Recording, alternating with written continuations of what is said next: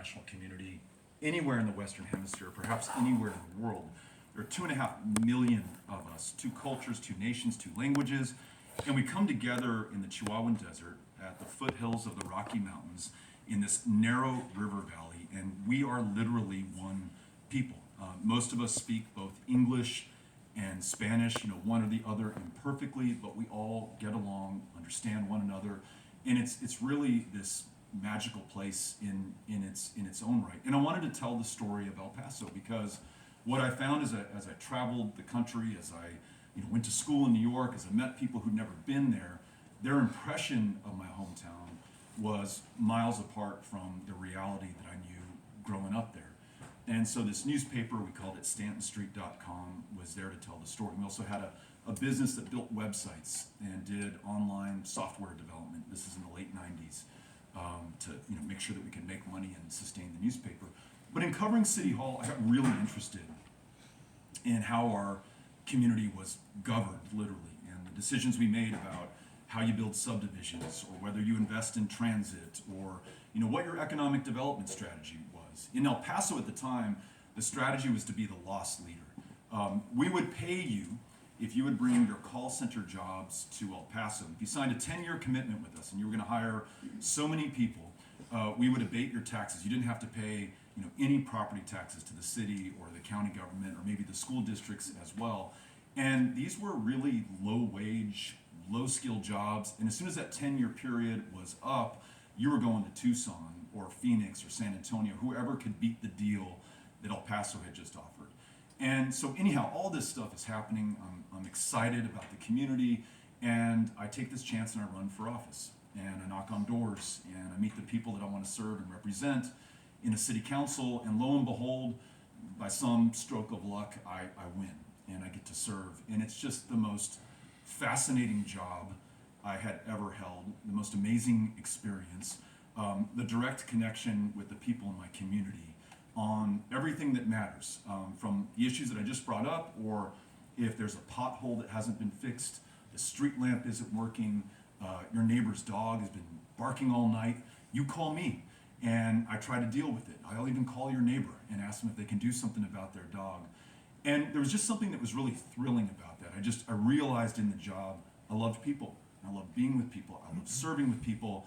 And there's even this crazy masochistic part of me that loves taking shit from people when they're upset or they want to, tell me what's going on or give me a piece of their mind. I like understanding what moves people and how people can move together and how you can make things happen. And that led me to run for the United States Congress in 2012.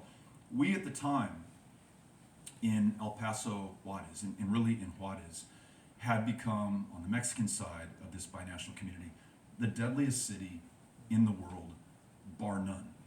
More people were dying, and they were dying the most brutal deaths you can imagine in Juarez than they were anywhere else in the world, including war zones all over the planet. And it had everything to do with the drug trade, illegal drug consumption in the United States, and drug prohibition policies that created such a premium on the price of moving something like marijuana, which you can get down the street right now, that kids were literally willing to lose their lives or take someone else's for the privilege of moving it. And it wasn't just people involved in the drug trade, it was very innocent people, including little kids who were dying in the process. And I wanted my member of Congress to do more, and he wasn't. And so I ran. Same deal, knocked on doors, met people, won this against the odds race, and got to serve in Congress. In 2018, as many of you know, I challenged Ted Cruz. You may have heard of him. He had just almost won the Republican nomination for the presidency, beaten only by an extraordinary, once-in-a-generation talent in Donald Trump.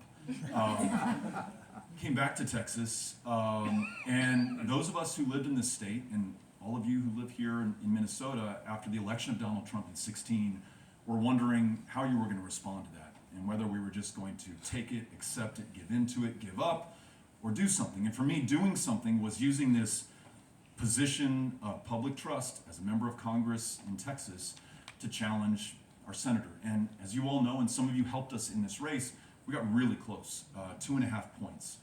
More votes than any Democrat had ever received in state history. First Democrat since LBJ in '64 to win the 5 major metro areas in the state of Texas. Young voter turnout up 500% from the previous midterm election. 500,000 Republicans cast a ballot for me. They voted for Greg Abbott for governor and Beto O'Rourke for the U.S. Senate. Some part of me still believes that we actually won that race. In a parallel universe, I'm in the Senate right now. But we didn't. And following that defeat, where we came so close and we were so convinced that we were going to win that race, so many great people showed up, supported us, turned out, and voted. And then the events that unfolded over the following years really shook my faith in public service, in the power of being with people, and in our very democracy and the right to vote. In 2019, the next year following that defeat in 2018, this guy in a city you may or may not have heard of called Allen, Texas, which is in North Texas near Dallas, listening to the crazy, dangerous, totally untruthful rhetoric of Donald Trump about the border being a war zone and a dangerous place, and migrants being criminals and rapists and folks who were coming to get us. The president referred to them as animals. And you remember he treated them like animals. He put them in cages.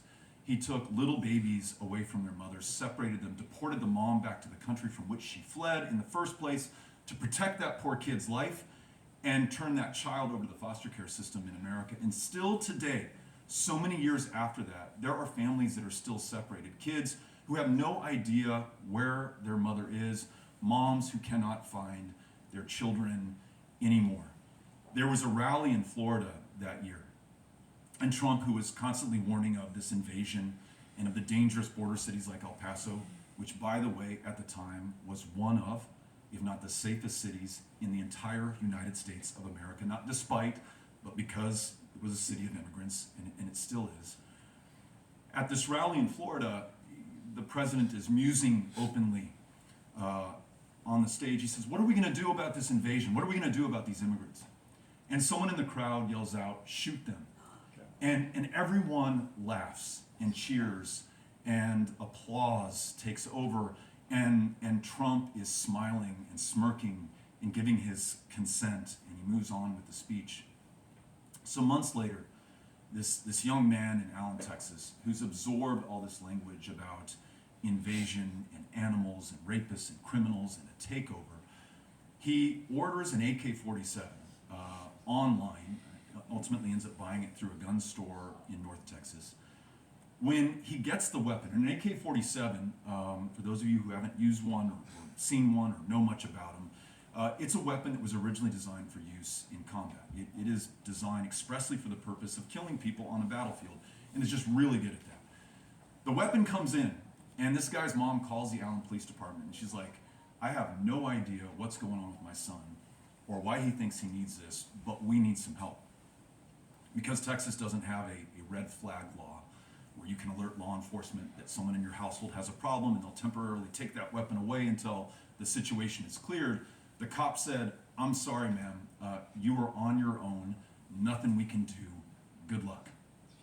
Within days, he drives that AK-47, hundreds of rounds of ammunition with it, 600 miles to El Paso, Texas, again, one of the safest cities in America, walks into a Walmart on the Saturday before the first day of school in the 2019 school year. So it's chock full of kids, their parents and their grandparents buying backpacks and notebooks and school supplies, all the stuff my kids buy before the start of their school year.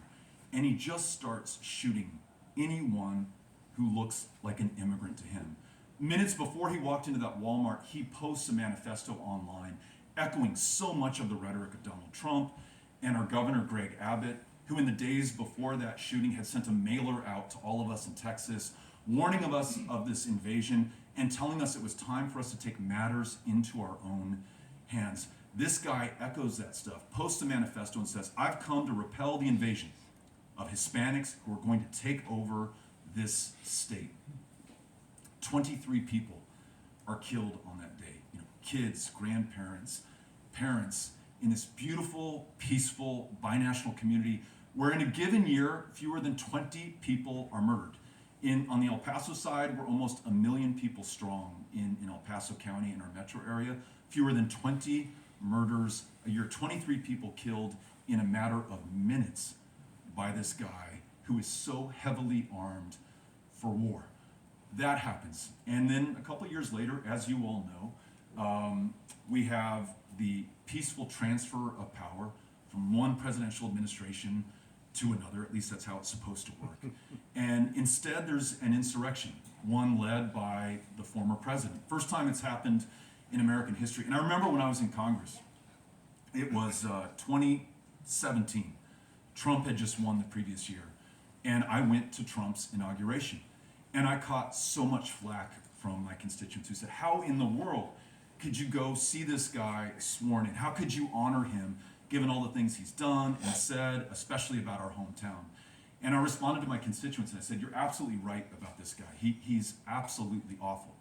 But the fact that we're about to pull off something truly extraordinary, we're going to transfer power from one man, Barack Obama, who for the last 8 years has set this country on a path, to someone who's promising to upend everything that he's done.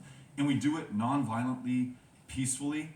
We don't want to mess with that. That is something super special. So I'm there to honor our country and the fact that we can pull this off, not the man who is holding this office. In 2021, as you all know, he leads this insurrection, this violent attack on the Capitol, transfer of power. Though we dodged a bullet, metaphorically and in some cases literally, Joe Biden is sworn in. It's deeply troubling to all of us, and the effects of it continue to ripple through our communities. Nowhere more so than in Texas, where this idea of stolen elections and voter fraud and the denial of reality, science, and the facts have led to the strictest voting laws in the country, the most voter suppression and voter intimidation anywhere in America right now, and anywhere in America since the Voting Rights Act was signed into law in 1965. So as bad turn after bad turn takes place in this country and in Texas, I really began to wonder, are we going to make it? And if so, how? And that was really the impetus for writing this book. It was this attempt to stave off despair, which I think we're all tempted by from time to time. There are some really tough things happening in our personal lives, in our communities, with our families, and certainly with our country. Save for the Civil War, it's hard to find a time like this one, certainly not in our lifetimes. And in trying to answer that question of how are we going to make it, I started to do some research and some writing and talked to, interviewed, and listened to people, their own stories about their own challenges, and most fascinating to me, the story of how we got here in the first place. Why do we have a democracy? Why is the right to vote so sacred? And how was it won against these extraordinary odds? And in my research and in listening to people and really just by a stroke of luck, I run across this guy named Lawrence Nixon. He's a black man born in Marshall, Texas. It's the northeastern corner of our state, right next to Arkansas. It was a absolute bastion of the Confederacy during the Civil War, and it is a bastion of ex-Confederate white resentment following the Civil War. Lawrence Nixon's father was born enslaved. Nixon goes to the all-black college, Wiley College in Marshall, Texas, goes and gets his medical degree in Tennessee, comes back to practice medicine in Texas in a small town called Cameron, where within the span of a year, there are 2 lynchings, both of which he witnesses, and he realizes for himself and for his young family, he has to get out of Cameron, Texas, and he has to go somewhere safer. And it brings him to my hometown, El Paso, Texas, in 1910. And there, though not perfect, still in the former Confederacy, still under the rule of Jim Crow, this guy Nixon is able to absolutely flourish. In part, it is because Ciudad Juarez is our sister city. Langston Hughes comes to visit El Paso, and he is struck by the fact that when he crosses the Rio Grande River over the Paso del Norte Bridge and goes to, say, the Kentucky Club, he's treated like any other person in that bar. He's rubbing shoulders with El Pasoans and Americans and white folks and black folks and brown folks, and it's like nothing at all is the matter. And there's no difference between them. When he comes back across the border to El Paso, it is a little different. But that influence from Juarez and from Mexico has a profound impact on what's possible in El Paso.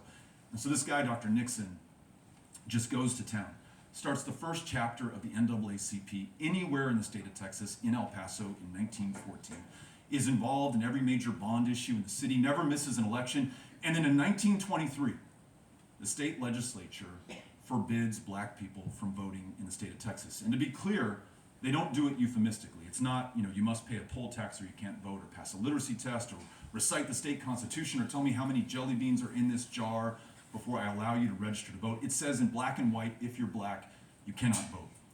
And Nixon, nonetheless, the next year, 1924, pays his poll tax, which at that time was a requirement for anyone to vote, and goes to his normal polling location. The building's still there, Fire Station number 5 on Texas Avenue in El Paso. Waits in line patiently, lays his poll tax receipt down on the counter in front of the election judge, who recognizes him by sight and says, Dr. Nixon, you know I can't let you vote. And Nixon responds, I know you can't, but I've got to try. And for the next 20 years, this guy did everything he possibly could, including taking his case to the United States Supreme Court and winning not one, but 2 signal victories there, until by 1944, nominally at least, Texas begins to integrate their elections. He and his wife are able to vote. And 20 years following that, he inspires the first president from the state of Texas, Lyndon Baines Johnson, who on the heels of the Civil Rights Act of 1964 is able to convene Congress to pass the Voting Rights Act of 1965. That guy's persistence, his dedication and determination, the courage in the face of impossible odds, won not just that victory in Texas, but ultimately made us the country that we are today. It's not his victory alone, of course. There were a lot of people who had a role.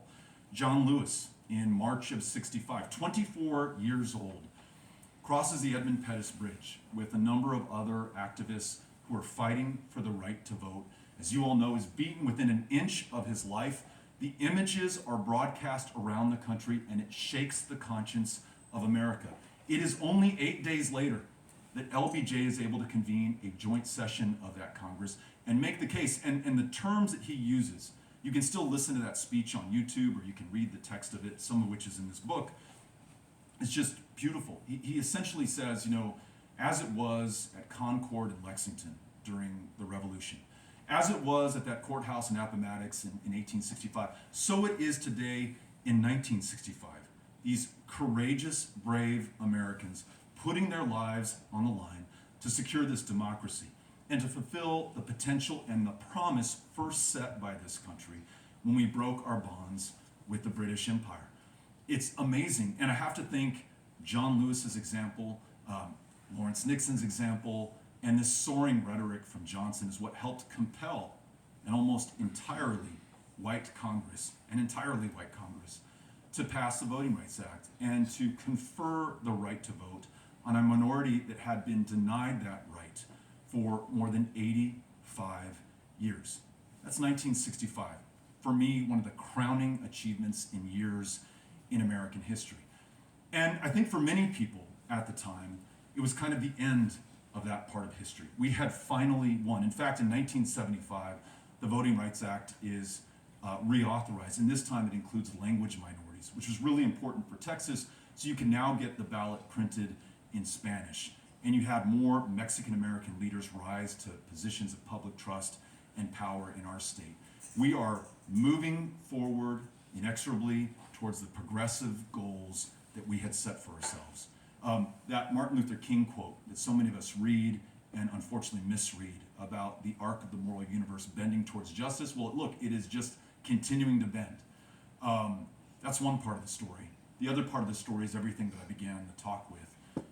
That begins in 2013, when the Voting Rights Act is gutted in a Supreme Court decision called Shelby versus Holder. And within minutes, and this is not hyperbole, Texas implements the strictest voter ID law in the nation within minutes of that decision in 2013. They then shut down more than 700 polling locations in the fastest growing state in the union, twice the number of the next closest state, almost all of them in the fastest growing black and brown neighborhoods. They set up a racial gerrymander, drawing black and brown Texans out of their districts solely based on the color of their skin to diminish their power to decide the outcome of these elections. And then you get what I described earlier, a very imperfect, weak democracy where there are millions who are effectively, functionally locked out of the ballot box. And the outcome is not just that Beto O'Rourke loses to Ted Cruz in 2018. It's not just the horrible massacre in El Paso in 2019 or the contest for power during the insurrection in 2021. It is all the things that you probably know about us that are otherwise inexplicable. The most extreme abortion ban in America in a state that leads the developed world in a maternal mortality crisis that is 3 times as deadly for black women. It is so bad in Texas right now that GOP-controlled counties are banning women from driving on their streets if they are making their way to New Mexico or to Minnesota for that matter, or to any place where abortion still is legal. Almost 2 years after that god-awful massacre in Uvalde, Texas, where those 19 kids were slaughtered in that classroom along with their 2 teachers, where their parents could only recognize them by the shoes that they were wearing because their bodies were so disfigured by another weapon of war, we now lead the country in school shootings. And no laws have been passed. Nothing has changed to make it any less likely that any other child meets that same fate. We're the least insured state in America, the state that invented Medicaid. Johnson passed that the same summer that he passed the Voting Rights Act, is one of the last states to fail to expand Medicaid. So we lead the country in childhood diabetes deaths. The list goes on and on. No one is for any of that, but that's what happens when not everyone can participate in our elections. And so as we stare down this temptation to despair in the state of Texas, losing to Cruz in 18, running again in 22 against Greg Abbott, and losing that race with so many of these issues on the ballot, I look back to someone like Lawrence Nixon. And I'm reminded of the fact that action is the antidote to despair. No one's going to ride to our rescue.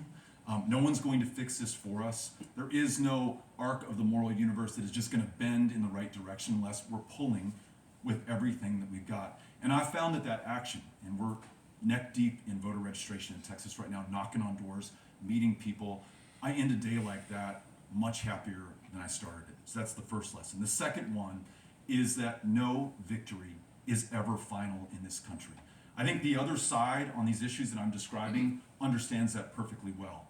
We do not. I'll give you one example, another Texas one. 50 years ago, abortion, or 52 years ago, abortion was just as illegal in the state of Texas as it is today. But Jane Roe and her 2 attorneys, Sarah Weddington and Linda Coffey, prevail upon an all-male United States Supreme Court in 1973 and win the protection for the right to make your own decisions about your own body, your own health care, your own future. Roe versus Wade came out of the state of Texas. History is over on that issue. But of course, the other side patiently, for 49 years straight, was working to overturn it. So no victory is ever going to be final. And that takes me to the last and third lesson that I've learned in writing this book and being involved in politics and just being alive and aware in America today. And that is that this fight will never be over. On the one hand, that can sound really depressing. You want to win these victories and you want to go home or get back to your life or do something else or just not have to worry. But that's a luxury that we cannot afford in a democracy. The price for entry, for living here, for enjoying these rights that so many of us for too long have taken for granted, is the fact that we have to be involved in the fight. And that is running for office. It's voting at a bare minimum. It's registering others who by themselves would not be able to get on the rolls in the first place to be able to vote. And it's making sure that we stand up and confront injustice wherever we see it. In Texas, there's plenty to go around, and there's a lot of work for us there to do. But I know that that's true here in Minneapolis. I know that we have challenges in these states. I mean, some days I feel sorry for you all. and the people in Boston or California, I think, what does a Democrat do in these states? At least we know the work that's cut out for us in Texas. But it's not like life is perfect here. It's not like you're without your challenges or your set of injustices that you yourselves are fighting against. This book tells a story of Dr. Nixon, tells a story of others who overcome these odds, and in so doing, share with us that we can overcome them as well, because they've done it before against much longer odds than the ones that we're facing right now. So now is not the time to give in, to give up. It's a time to stand strong, to keep the faith, and to keep fighting. So thanks for coming out tonight. Really excited to hear what you've got to say, and I know that Annie's going to allow us to take some questions. Thank you all very much.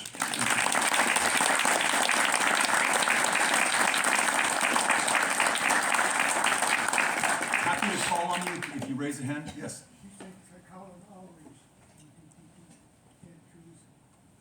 The question's about Colin Allred, who's a congressman from North Texas, and whether he can defeat Ted Cruz. Colin Allred is running in a contested Democratic primary that will be decided on March 5th with a number of other good candidates. One of them is Roland Gutierrez, who's a state senator in Texas and actually represents the Uvalde community and has been absolutely outspoken and passionate on this issue. So whoever the nominee is, the answer is yes. From 2018, when we lost to Ted Cruz, hundreds of thousands of Texans have newly enrolled to be able to vote, including a lot of young Texans, a lot of Texans who are motivated by the issues that we're talking about. If we can get the money into the state, and if we can activate the manpower that is already there, we can do it.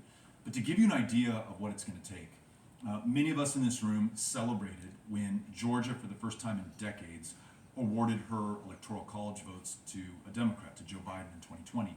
Even more so in 2021 when we won 2 U.S. Senate elections in that state.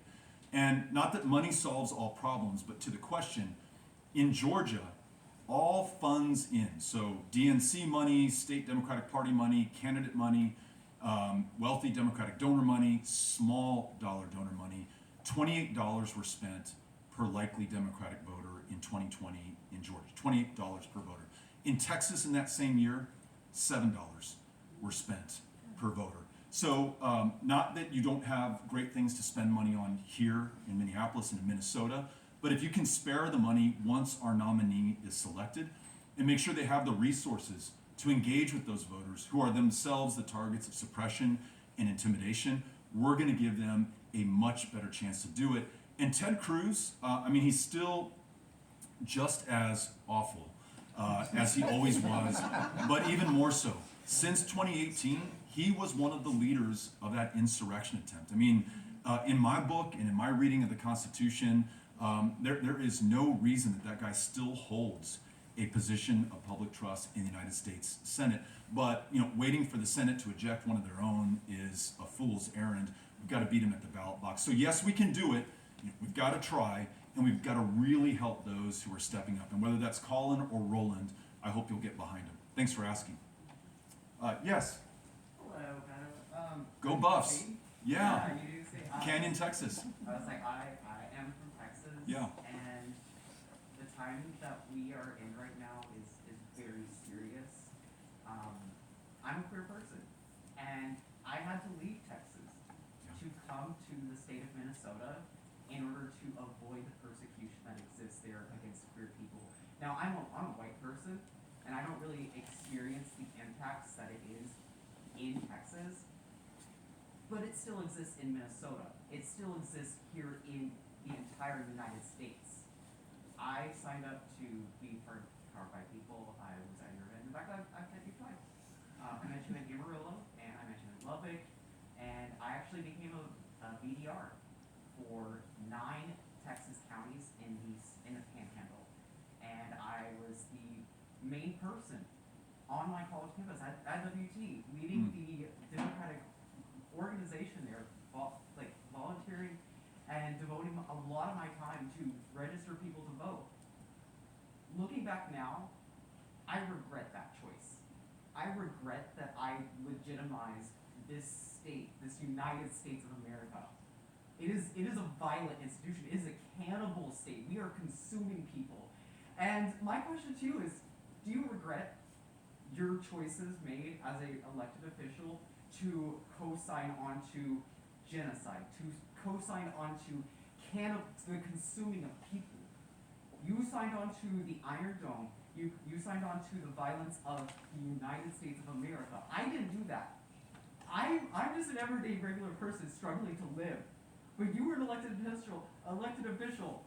And right now, we hear the silence of so many people in this nation, in this state, in this community. Like Camp Anacostia right now is literally being evicted multiple times, pushed around this entire city. And it's just insane that we talk about democracy. This is not a democracy. And I don't believe it's a democracy. And I have shattered my faith and the time that I've spent, and I regret it. And I will do everything I can to make sure that this state does not exist.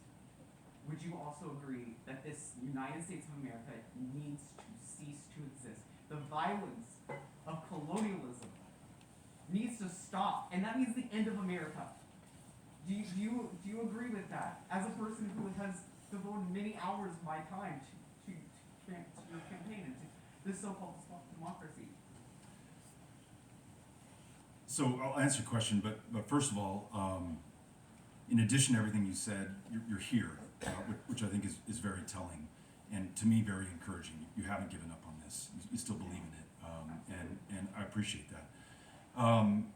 No, there's no way I would give up on this country. And there are so many challenges, so many problems, so many of them I've talked about here today.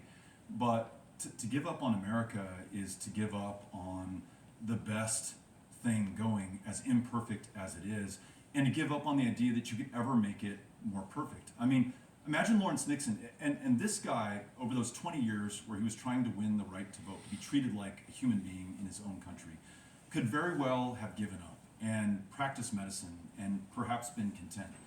And in fact, every single year while he was trying to win that right, he continued to pay his poll tax, which was this extraordinary faith in this country, even though legally he was not allowed to vote. And every year on election day, the radio stations in El Paso would call him at his home, and they'd put him on air, and they'd say, "Hey, Dr. Nixon, are you going to try to vote today?" And I don't know if they were trying to amplify his courage or if they were mocking him and making fun of him for entertainment for their listeners. But that had to have been a lonely battle. Without him staying in this, without him believing in this country, despite those challenges, we would never be here. So I agree with the spirit of your question in that we have real problems. And we're nowhere close to who we promise ourselves we will one day be.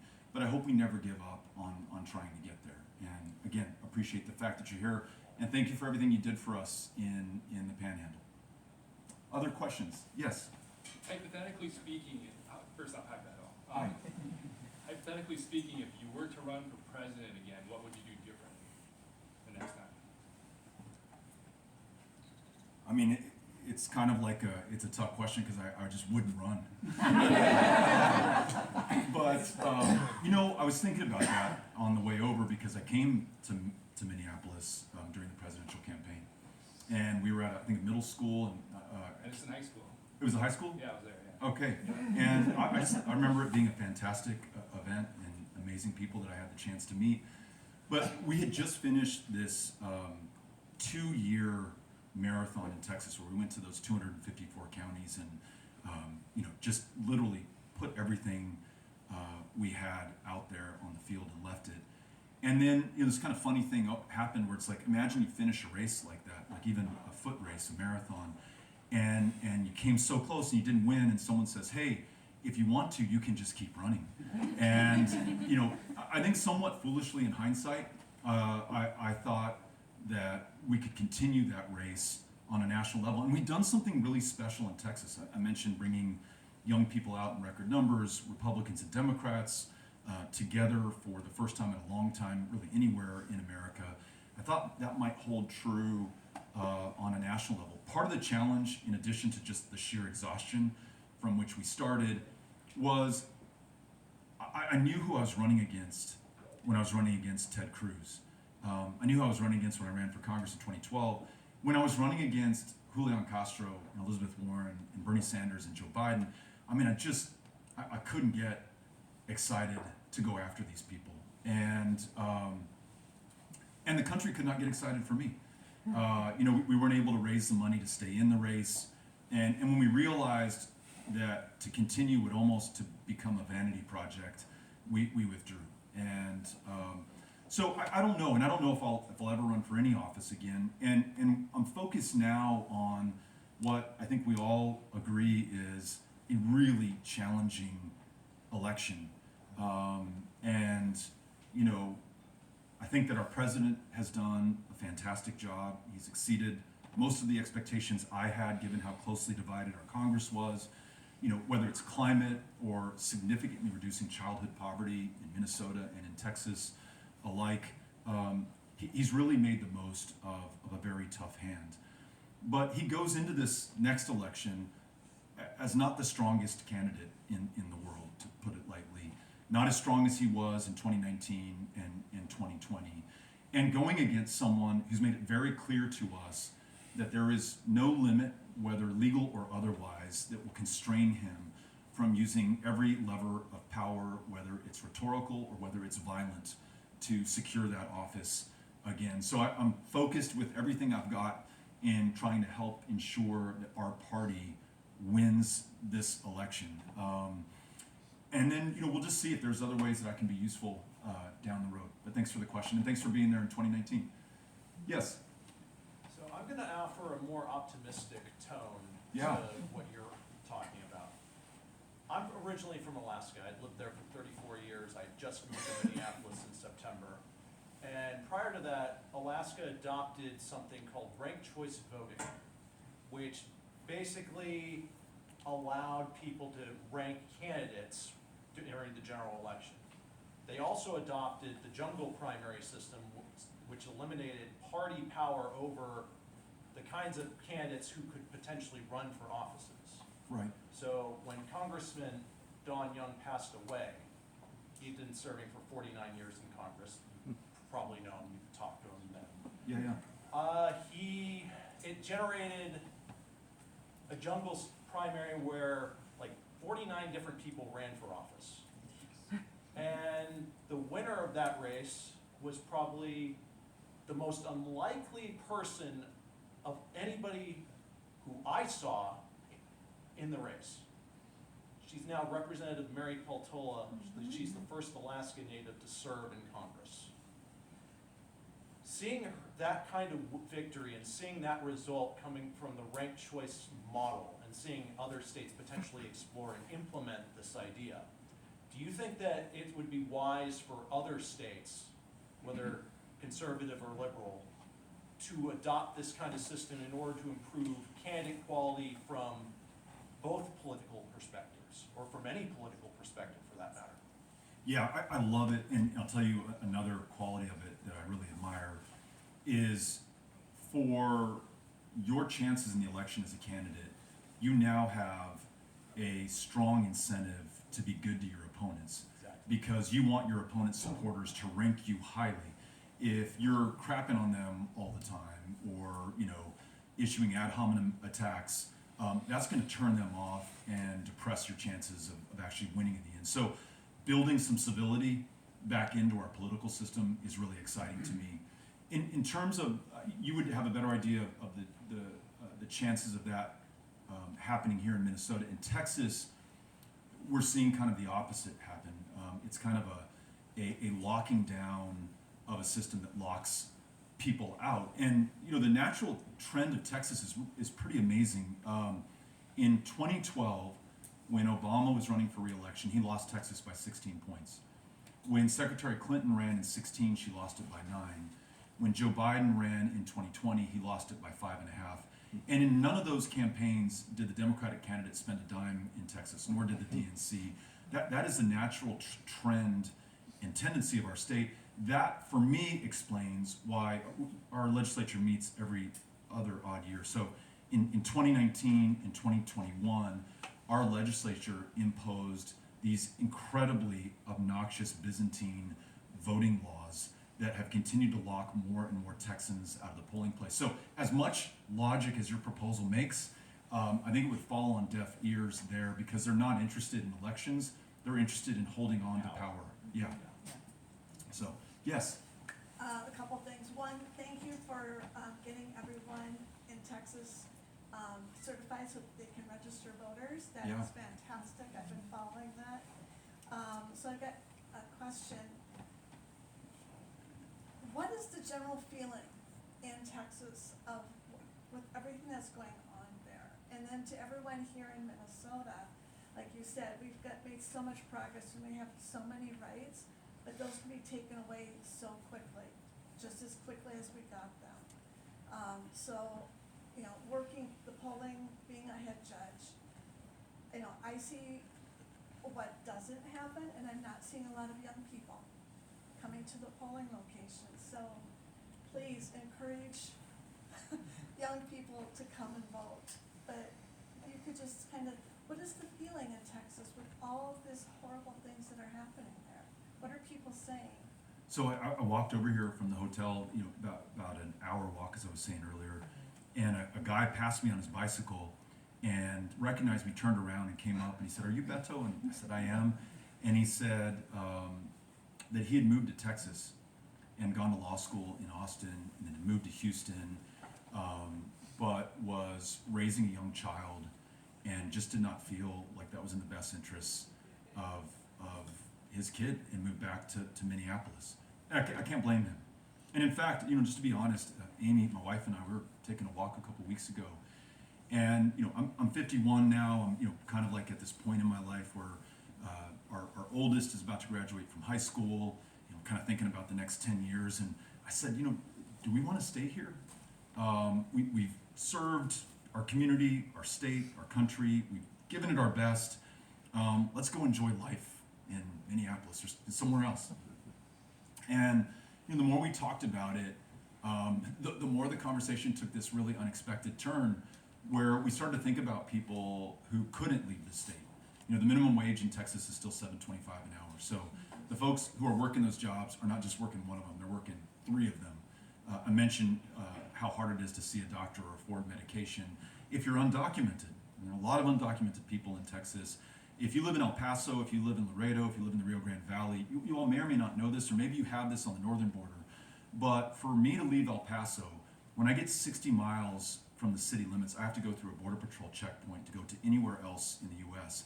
There, my constitutional rights against search and seizure are suspended. It's an interesting and kind of screwed up part of the law. What that means functionally is that if you're a young undocumented woman and you're trying to get an abortion and you're trying to get out of state, you will no longer be able to do that. If you're trying to get medical care somewhere else, if you're trying to see a family member. And so we started to think about all the people who couldn't leave, who would bear the brunt of every screwed up thing that's happening in our state. And we just said, you know what, this is where the fight is. This is where we're supposed to be. Where else could we find the fulfillment of the work that we're doing? And so that's the way that we've responded to it. And you mentioned voter registration. In Texas, which has the most arcane voter registration laws, I was just in North Dakota where there's no voter registration at all. I'm in your state where you probably have online voter registration. Do you have automatic voter registration here? Yes, and we have same day.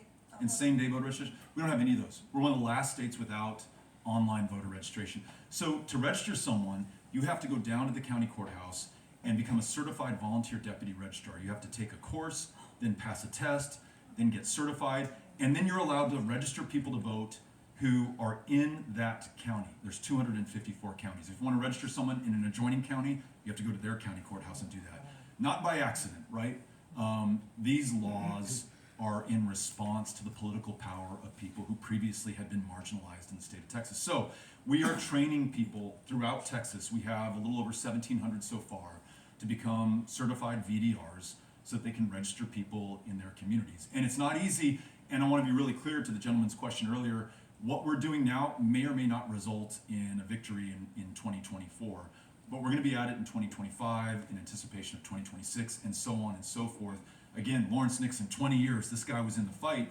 And there's a joy that I think we feel in this now once we realize we have agency and we're not on the sidelines and it's not happening to us, we're going to happen to it. And you know, changing that mindset is understandably tough in Texas where so many are facing so much. You know, young person earlier was talking about being a member of the LGBTQ community. fewer places in America right now where it's tougher than in Texas. The anti-trans laws that are on the books include a provision where the state will take your child from you and turn them over to Child Protective Services, which is literally the worst run foster care program in the United States of America. Thousands of kids go in, hundreds have died in the custody and care of the state. We take your kid from a loving home where you're trying to help them with one of the toughest things a child could go through, and you turn them over to complete strangers in the state. That's what people face in Texas right now. So I understand those who are like, I'm going to get the hell out of Texas. Again, I don't blame them, but really Texas is where we need to be fighting right now, because that's where it counts more than anywhere else. So thanks for mentioning that voter registration program. And for folks who are interested, we have an organization that organizes all this. It's called Powered by People. It's poweredxpeople.org. And there is work, if you're interested, that you can do from Minnesota by phone and by text to follow up on our voter registration attempts, to remind people that they have the chance to register, and then to direct them to one of our VDRs to get that done. And if you're interested, you can sign up at that website. Annie says we have time for two more questions. Yes, I'll do this and I'll come over here. Maybe just a super quick comment more than a question. I'm Carlos. I'm from Texas. I'm from Houston. Houston. And I feel like might be one of the only people here who have voted in Texas and in Northfield, only 40 minutes south of here. And it is so different. It kind of made me laugh when you guys were talking about the differences. Because I actually got turned away from a ballot place because they said someone who with my name already voted. And it's my dad who lives in the same house. And we have the same name, but he has a middle name and I don't. That's like a really big distinction. And for like just to casually have a right like that, being like, oh yeah, you can't do it right now. Like, no, not you. And then here they say like, you can register today if you want, and I did. And I voted here. Yes, I love that. I just think it's a really cool connection. That's it. Yeah, to build on your point, I mentioned that the really harsh voter laws and registration laws that Texas passed in 19 and 21, on top of all the harsh laws they passed in the years following Shelby versus Holder in 2013. One of them made it almost impossible for many people to vote by mail.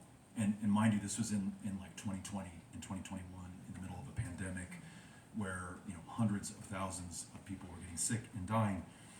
And the new requirements, so first of all, there's not no fault vote by mail. You have to request it, you have to qualify, you have to be a certain age or have a certain certified disability. Then you have to get the ballot, then you have to fill out the ballot, then you have to fill out the envelope in which the ballot goes, and I think there may be a secondary envelope, and the signatures have to match, and all the information has to be correct. In the primary in 2022, 12% of the ballots were rejected. That is a staggering number. The high watermark previously in Texas was 1%. 12 times that number were rejected in the last election that we held in our state. And so you can imagine what a depressing effect that has on voter turnout in November for people who do have a disability, who do qualify, and who say, you know what, the hell with it. On top of that, students had their voting locations moved from their college campuses. You may have heard of Texas A&M. It used to be reliably one of the most conservative universities on the planet. It started to trend blue. They removed the voting location from Texas A&M University. They removed the voting location from Prairie View A&M, which is an historically black college not too far from A&M. 6 miles away, people had to walk who don't have a car, and nonetheless, some people did walk. So you're right, they are purposefully making it hard on people. It's not an accident what happened to you, but the DOJ, this current Attorney General, this president, unfortunately, they're not going to ride to our rescue. This does not seem important enough to them. We've just got to win elections and political power so that we can change this. Thanks for raising that. Okay, this is going to be our last one. Yeah, I just finished reading your book, or completed it. I have to compliment you because I'm a effete former English major, and it's very well written. In fact, he actually executes the semicolon correctly. Beautiful sentences. I wish my dad were alive to hear you say that. Yeah. So, three things stand out, but one thing I read in the paper this morning related to, is it Bounds County, where what these counties in Texas are? I'm ex-Texan, so Okay. I can't remember these names, but, someone was, I think, preparing a site for construction, they rigged, and they found human bones, and eventually they discovered 95 black, bodies that had been buried, and there was registered. And as they looked into it, they figured out that the prison in that area was actually using, I think, the 13th Amendment of the that said slavery and involuntary servitude Mm. was unconstitutional, but if you had been to prison, what was the proviso? Well, there's a way that. Right. Oh, I know what you're talking about. You Yeah. have it exactly right. So this morning I was reading, and it turned out in December,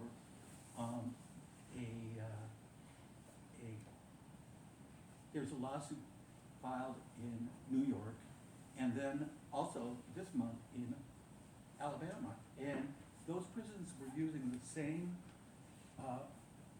loophole, and their reason was that they could actually earn money, because these prisoners are kind of leased out, Yes. and Convict leasing, and money what it's goes called. to the prison, and they can, they can make Right. things work. So that kind of startled me, that what was the decision that prohibited that? And the other one is related to Dr.